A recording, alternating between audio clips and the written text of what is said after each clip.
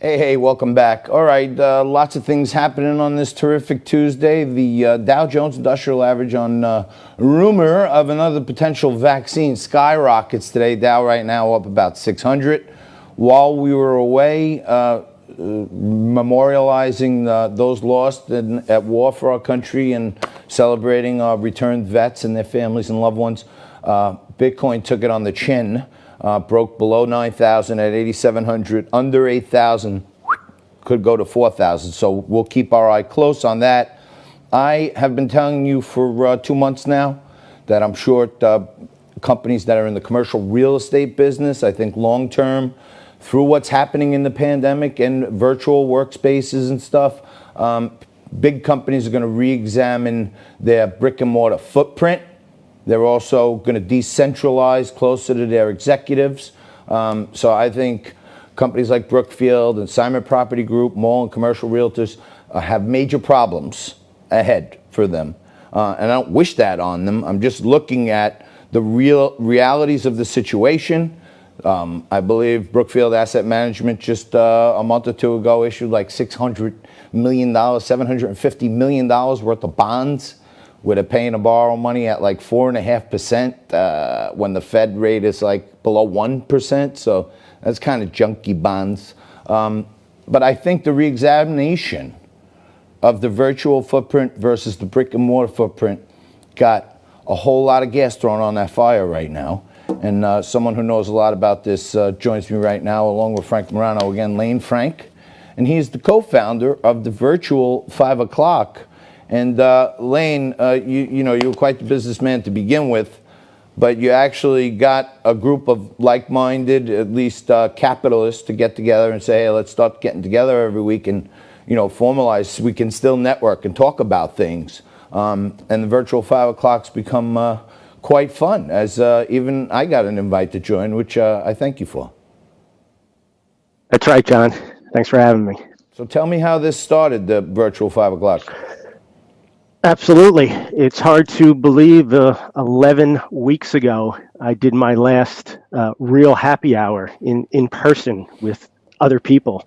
And, you know, we started virtual 5 o'clock, myself and my two partners, Alan Kay and Mindy Barnett, to just be an extension of what Alan and I have always done bi-weekly, month over month, was getting great people together in a room, introductions, shake some hands, exchange some cards, and find a way to do business with one another. And during that, you know, first week, you know, I think I remember March 13th was the last time I was in New York City. Alan and I were talking, and we were both having nervous breakdowns. You know, what are we going to do? How are we going to keep business moving forward? We got to keep networking. And, you know, this whole thing spun out of an idea overnight. We had a landing page launched within 24 hours, went out to our media network and said, we're going to get people together, you know, every Tuesday and Thursday night. We called it Cocktails and Comfort.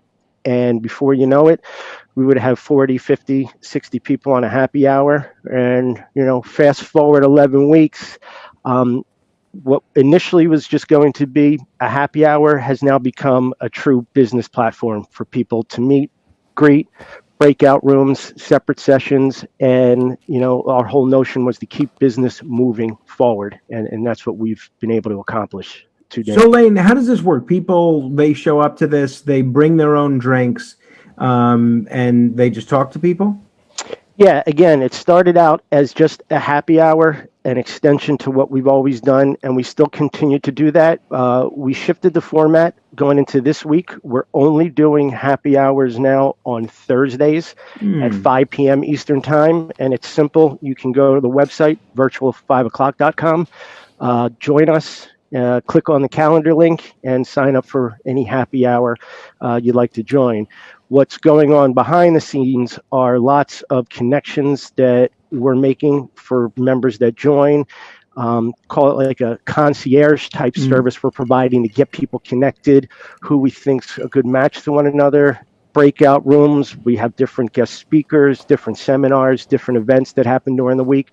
So the happy hour is the one piece where we want people, all are welcome, feel good, come have a drink, get to know some people, and you'll be getting notifications and emails once you sign up on what all the events are during the week that are happening. Frankie, you'll be able to appreciate this. they invited me to speak, and I think they said 5 or 6 minutes or something. And as you know, I think 25 minutes later, half of them were asleep. I'm sure But that's I thought I mostly, did great. mostly not you. true.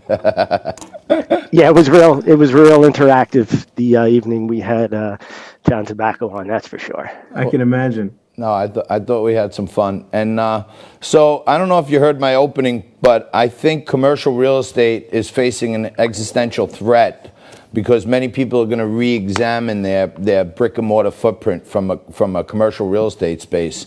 The pandemic has basically foisted this upon us, but I think everybody's going to keep it. I don't think it's a fad. Yeah, my whole world, call it my day job. I run sales for a company called BBH Solutions. We're a 30-year-old information technology company, and one of our specialties are building and designing the technology for companies that are relocating. So again, mid-March, we've had about a dozen projects that have just halted. We're waiting for, the first phase of construction to open back up in the city. Not really sure who, what, how, when that's going to look like, and how you're going to get trades in and out of buildings, and more importantly, how you're going to get people in and out of buildings safely on the elevator. So, that whole world is an unknown. Obviously, John Tobacco's got the crystal ball on that with the real estate play, but it's concerning. We only want the best for everybody, but I just can't see how this becomes normalcy in the very, very short term. Look, Layne, many of us, like you, myself, even Frank, we understand business. Your real estate is usually your biggest piece of overhead.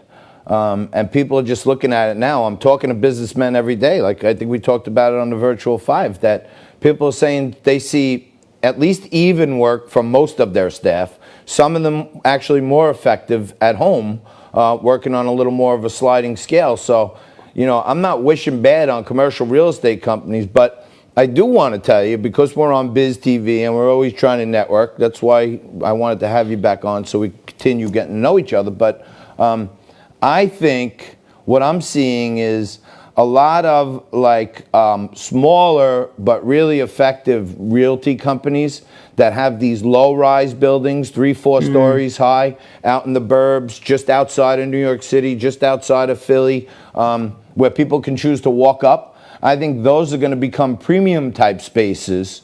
And I got to talk to you offline, because somebody who could put out a real secure encrypted connection with VPN guaranteed to those spaces. A lot of executives at some point are going to want to get out of their house and go to a place locally where the company feels good that they're protected from a compliance standpoint.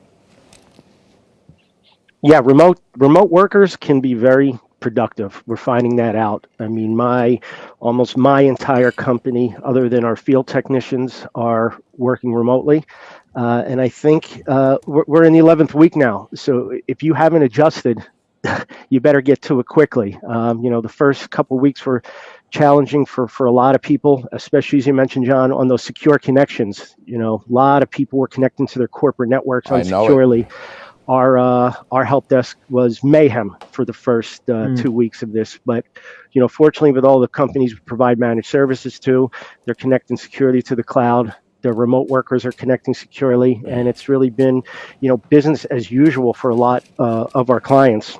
How about if I told you that maybe one of the biggest financial institutions in the world, okay, has a heavy-duty trader working from home in the metropolitan area on their home Wi-Fi, right? And the kid's got 7 iPads and phones and everything else going, and his whole home Wi-Fi gets locked up when he's in the middle of tens to hundreds of $1 million trade. Has to get on the phone, call someone over there at the help desk, tell them, hurry up, go in, log in as me, and save me. The risks that are being taken by huge global behemoths, by people being on their home Wi-Fi, is absolutely crazy to me. Yeah, and the internet was not designed to support hundreds of millions of people working from home simultaneously. That's what I'm thinking.